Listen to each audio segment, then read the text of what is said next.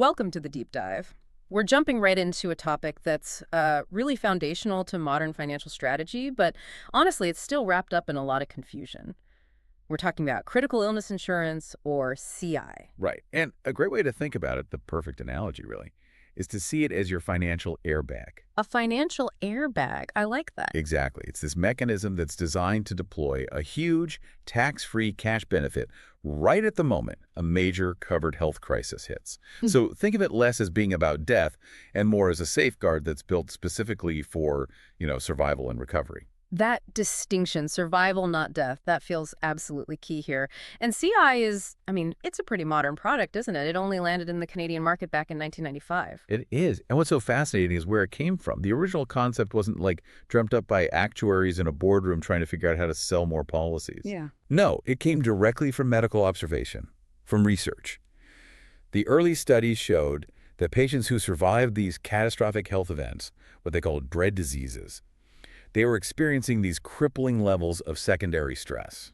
And this wasn't stress from the illness itself. Not directly. It was from the financial fallout, watching their savings just evaporate, the real risk of losing their home, and this intense anxiety about whether they'd ever be able to earn a living again. And I read that this financial stress was so bad it actually got in the way of their recovery. It impaired it.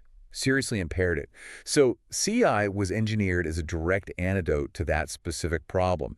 It was a medical need that was translated into a financial tool. Precisely. So our mission today, it's a bit ambitious. I'd say so. We're going to give you the ultimate shortcut to really getting this.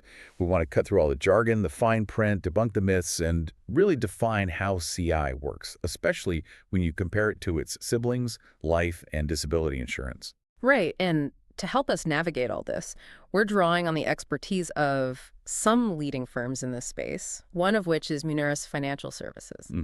They're a Vancouver firm that's been deep in comprehensive financial planning and risk strategy since 1995. The same year CI came to Canada. The very same year. So they've seen this product evolve from day one, and their whole focus is holistic, making sure you see how a tool like CI fits into your entire financial picture, not just as, some standalone policy. Okay, so let's lock down the most important definition right up front. Critical illness insurance is what's called a living benefit. A living benefit, yes. It pays out a tax-free lump sum cash payment directly to you, the insured person, but only if two conditions are met. First, you get a diagnosis for a specifically covered critical illness. And second, you have to survive for a specific period of time after that diagnosis. Usually it's 30 days. And that 30-day survival period, that's the real dividing line between CI and traditional life insurance, isn't it? That's the absolute demarcation line, yes. That idea of CI being built for survival, it's just become more and more relevant, hasn't it? Especially with all the medical advancements we've seen. Oh, absolutely. The need for this kind of financial survival net is clearer than ever because, the good news is that modern medicine is just getting better and better. The old story that a big diagnosis is automatically a death sentence is. Well, it's just not true anymore. The statistics really bear that out. What? Think about cancer, which is often the diagnosis people fear most. Today, over 60% of Canadians diagnosed with cancer are expected to live more than 5 years. That's incredible progress. It is. And for heart attacks, the survival rates are even higher. We're talking over 90% in many cases. Survival is fantastic, but surviving something catastrophic, it isn't free. There's this huge cloud of financial and emotional stress that hangs around. Can you walk us through what burden CI is actually meant to lift? Sure. It really tackles 4 main financial drains. The first is that immediate fear of being off work for a long time and, the income just stopping. Second is the debt pressure. Suddenly you have to keep up with the mortgage, maybe business loans, but the money isn't coming in.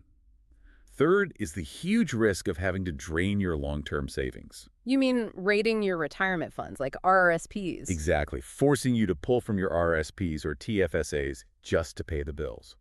And the fourth drain, which I think a lot of people underestimate, is just the sheer increase in day-to-day expenses that your basic provincial health plan won't touch. Right. They cover the big stuff.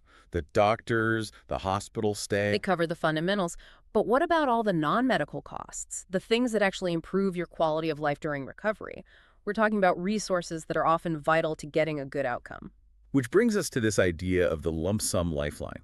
Let's really emphasize the flexibility of this payment. Once the claim is approved and the money is in your account, What makes it so powerful? It's powerful because it's untethered. It's your money. If the policy is personally owned and you paid the premiums with after-tax dollars, that lump sum shows up tax-free. And there's no one telling you how you have to spend it, which is a sharp contrast to government benefits or even disability payments. A huge contrast. Those often have strings attached, or they're very specific, like they're only for income replacement. So let's talk real-world examples. Beyond just, keeping the lights on, when you see how people use this money, what are some of the things that genuinely help with recovery? The list is pretty long, but a few things really stand out for buying peace of mind. Immediate debt elimination is huge. Wiping out a mortgage or a big line of credit, that just turns a massive monthly bill into zero instantly, It reduces the friction. completely.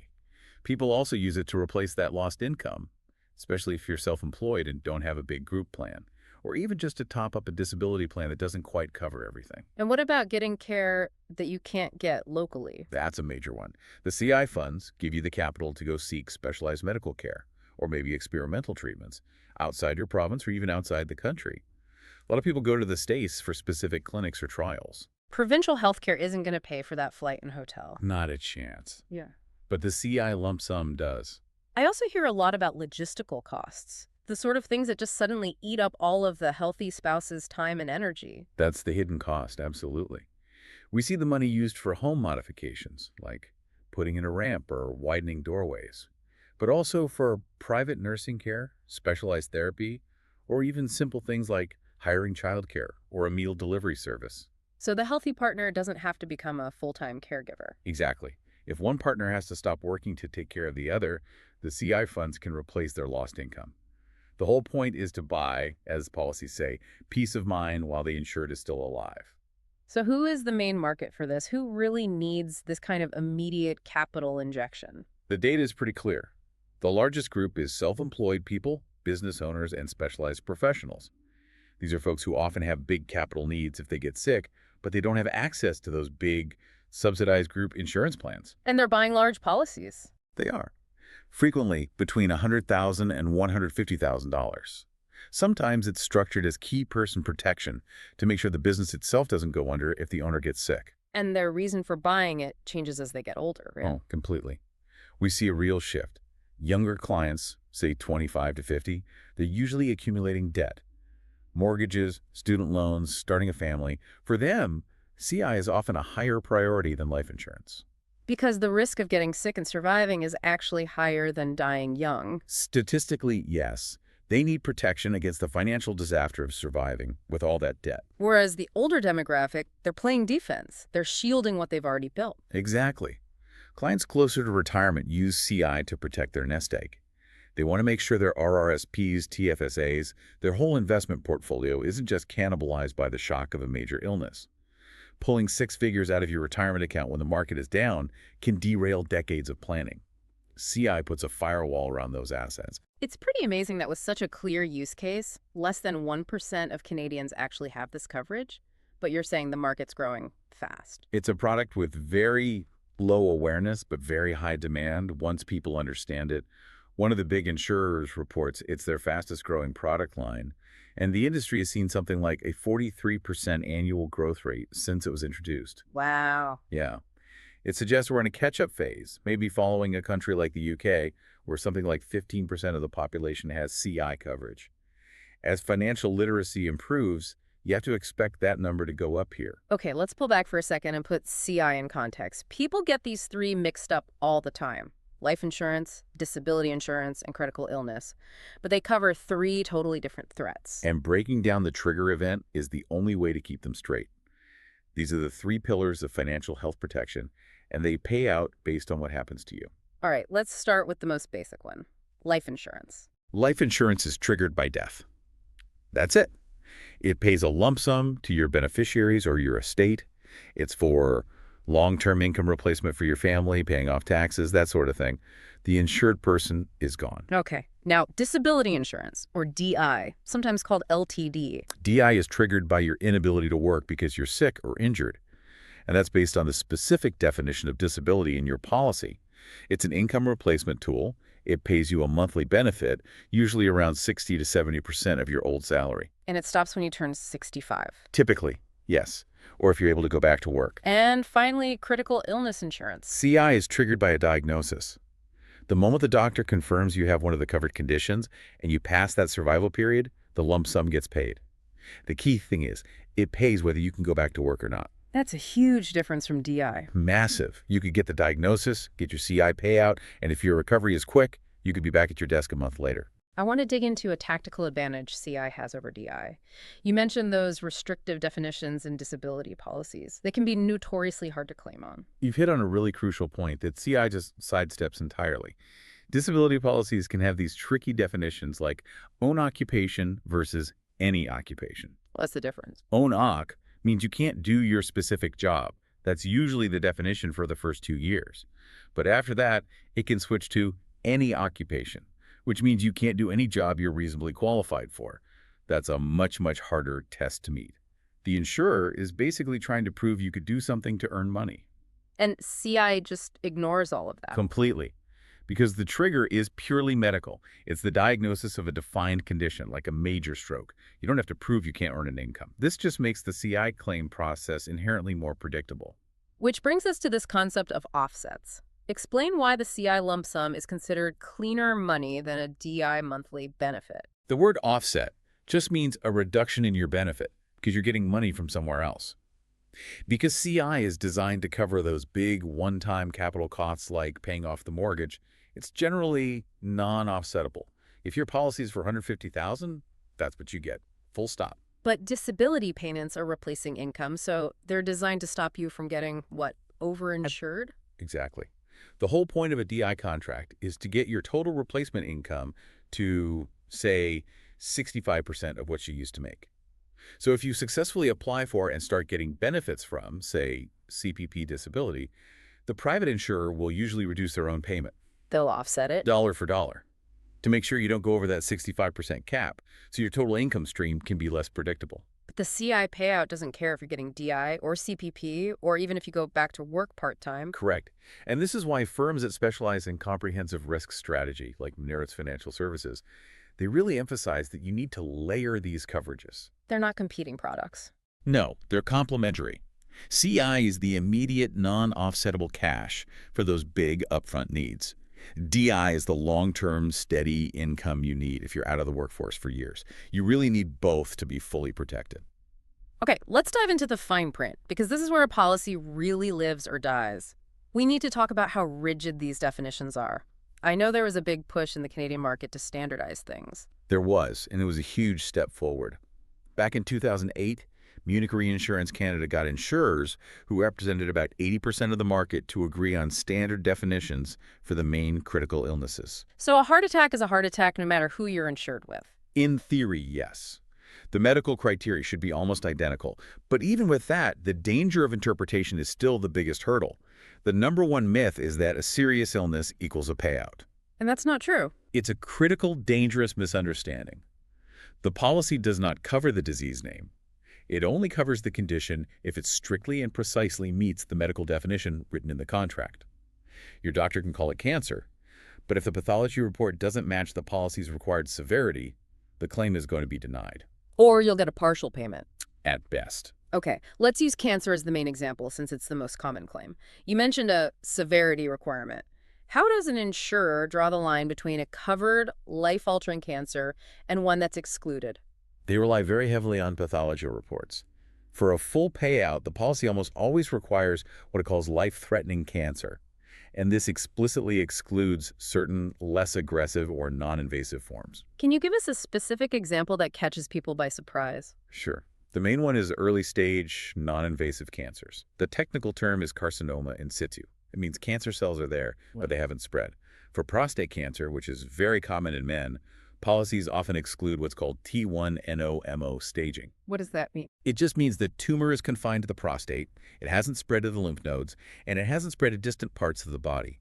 It's highly treatable, typically not life-threatening, and so it's often not covered for the full lump sum. So getting a great early diagnosis means you get excellent medical care. But your CI policy might only pay out a tiny fraction, or nothing. Correct. The insurer recognizes you have a diagnosis, but they're reserving that full, say, $250,000 benefit for conditions that are truly life-altering. For those early stages, some newer policies will offer a small partial payment, maybe 10 or 25%, just to cover your immediate costs. Okay. And what about the mechanics of the claim itself? What are the rules around the diagnosis process? Objectivity is everything. The contract says the diagnosis has to come from a specialist or licensed physician in an approved country, usually Canada or the US. And there's a key safeguard. The doctor diagnosing you cannot be you, the policy owner, or a relative or business partner. To prevent fraud. Exactly. Then we have the timing traps. Let's be really clear on the difference between the survival period and the waiting period. Okay, the survival period starts after the diagnosis is confirmed, and it's almost always 30 days. This is the non-negotiable clause that separates CI from life insurance. If the insured person dies on day 29, the CI benefit is gone. The life insurance would pay out, though. The life insurance would pay out, yes. Yeah. But the CI policy was designed for survival. It's a tough conversation, but it's essential to the structure of the product. And I've seen for some conditions that period can be much longer. It can. For certain chronic degenerative conditions like MS or paralysis, the survival or waiting period can be extended, sometimes to 180 days, just to confirm the diagnosis is permanent. And the other trap, the waiting period, that's at the very beginning of the policy. Yes. Most insurers put a 90-day waiting period on the policy from the day it's issued, specifically for cancer. This is a risk management tool. It stops people from buying a policy when they already suspect something is wrong or they're about to get tests done. If you're diagnosed with cancer on day 80, the claim will be denied. Finally, let's talk about the biggest risk of all, the void ab initio. This is the non-disclosure risk. This is the one that's truly devastating. And it's the number one reason claims get denied or policies are just canceled from the beginning. That's what ab initio means. It's all about non-disclosure or material misrepresentation on your original application. So not being totally honest about your health history. Or your habits. Smoking, drug use, high-risk hobbies, even your family's medical history. If you file a claim years down the road, the insurer does a full medical review. If they find out you didn't tell them about something important back then, They can just void the policy. they can argue that if they had known that information, they never would have issued the policy in the first place, or they would have charged a much higher premium. And the result is no payout. The policy is treated like it never existed. They just refund your premiums. So the key advice is just absolute, total honesty on the application. It's non-negotiable. All right, let's talk about the cost. Given how likely a claim is, you said 60% plus of cancer patients survive.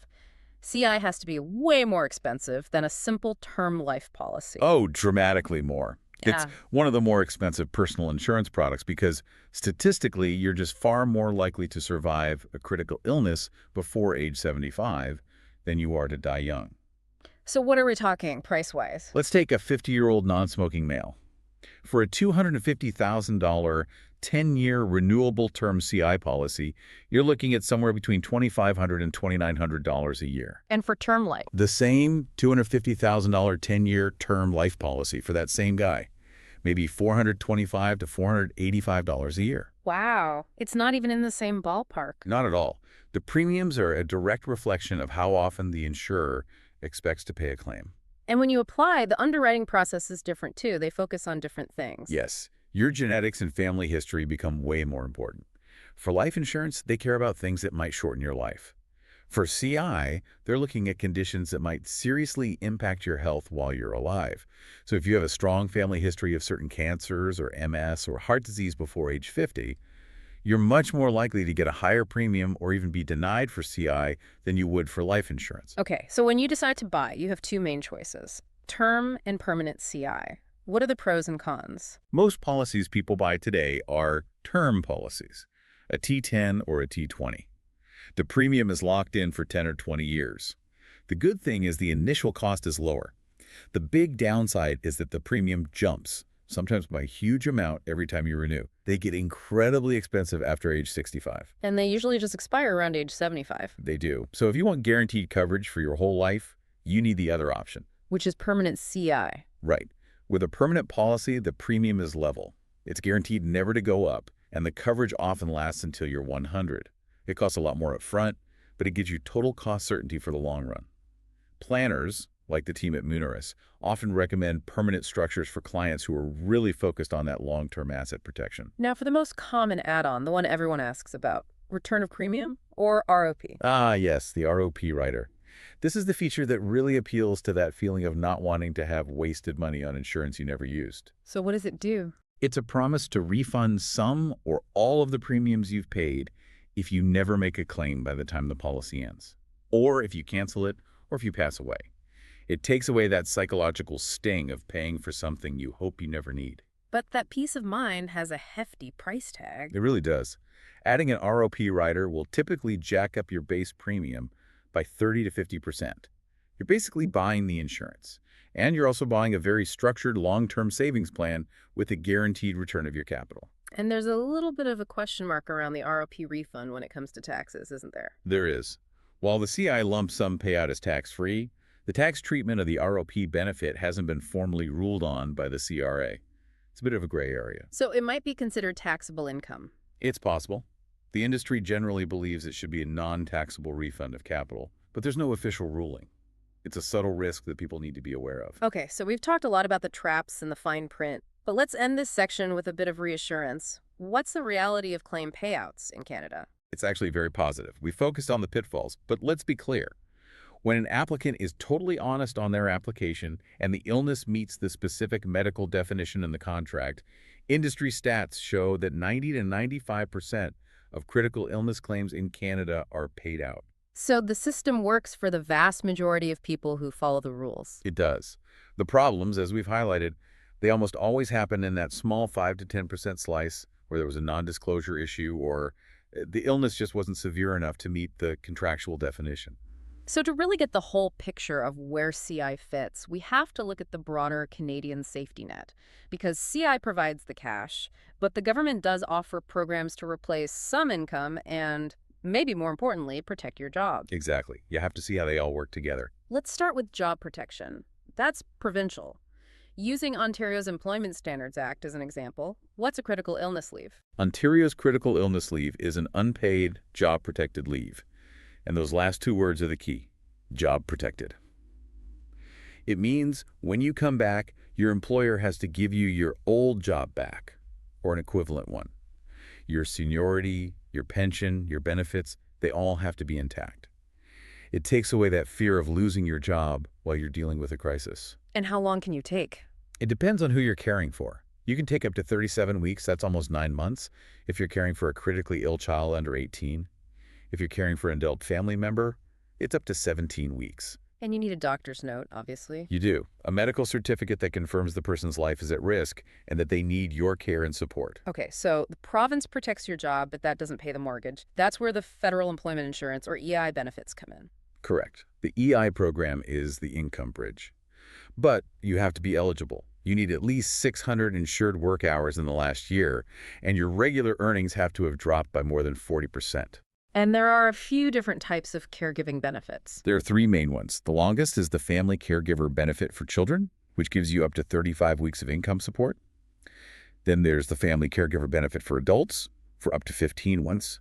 And finally, there's the Compassionate Care Benefit, which is up to 26 weeks specifically for end-of-life care. This brings us right back to the income replacement gap. How much do these benefits actually pay? This is the critical piece. They only replace 55% of your average weekly earnings, up to a yearly maximum. 55%. 55%. And if you look internationally, Canada really lags behind a lot of other OECD countries. Many of them offer 80% wage replacement for sickness benefits. That huge gap is precisely why a sudden cash injection from a CI policy becomes so vital. It's not just the sick person who feels that gap, it's the caregiver's spouse. Oh, absolutely. A family trying to get by on 55% of one income while they have all these new expenses, they're headed for financial distress very quickly. The CI lump sum lets them fill that 45% gap or pay down debt to lower their monthly bills or hire help so the caregiver spouse doesn't have to completely derail their own career. There has been one positive change recently in terms of accessing these benefits, right? Yes. To make things easier, the federal government now allows nurse practitioners to sign the medical certificates for all 3 of the EI caregiving benefits. This has really helped streamline the process, especially in more remote areas. But the bottom line is still the same. The government programs are great for job security and a basic income floor, but they do not solve the capital crisis that a major illness creates. That's the key takeaway.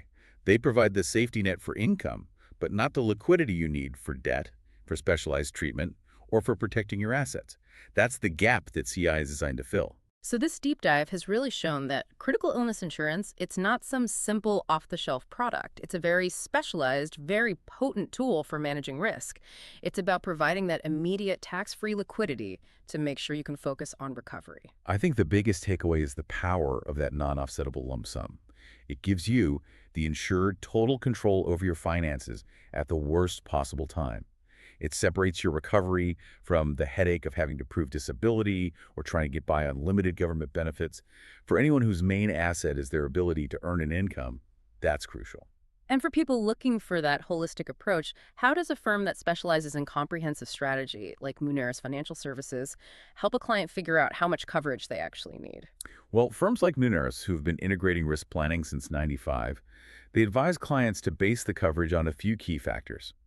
The main calculation is looking at your long-term debt, especially your mortgage, and then adding to that an amount equal to about 1 year of your gross income, plus an estimate for things like home care and rehab costs. So it forces you to put a real number on the financial risk you're trying to get rid of. Exactly. Yeah, It forces you to confront the financial reality of survival, which I think brings us to our final provocative thought for you to think about. go for it. Ask yourself this question. If your ability to earn an income, the engine of almost all your future wealth, was suddenly frozen for 6 months or 12 months or even longer, would your current savings, your investments, and those 55% government benefits be enough? Would they be enough to cover all your major debts, all your new recovery costs, and keep your long-term assets safe? Or would you be immediately put in a position where you have to choose between prioritizing your medical recovery and protecting your financial future? CI is designed to make sure you never have to make that agonizing choice.